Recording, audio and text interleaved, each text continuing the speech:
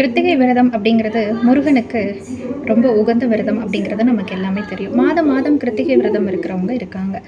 இருந்தாலும் கிருத்திகையில் ரொம்ப விசேஷமான கிருத்திகை வந்து ஆடி கிருத்திகை, தை கிருத்திகை மற்றும் கார்த்திகை கிருத்திகை தாங்க. அதுலேயும் இந்த கார்த்திகை கிருத்திகை வந்து ரொம்ப விசேஷம். ஏன்னா இது வந்து நம்ம சிவபெருமானுக்கும் உரிய ஒரு மாதமாக திகழ்கிறது. இந்த கிருத்திகை பொதுவாக வந்து பௌர்ணமியோடு சேர்ந்து தான் கார்த்திகை மாதத்தில் வரும். ஒரு சில வருடங்கள் வந்து முன்ன பின்ன வரலாம். இந்த கிருத்திகை விரதத்தை நம்ம எப்படி மேற்கொள்ளணும் அப்படின்னா, முந்தைய நாள் பரணி, கிருத்திகைக்கு முந்தைய நாள் பரணி அன்று மாலையில் உணவையே நம்ம தவிர்த்துடணும்.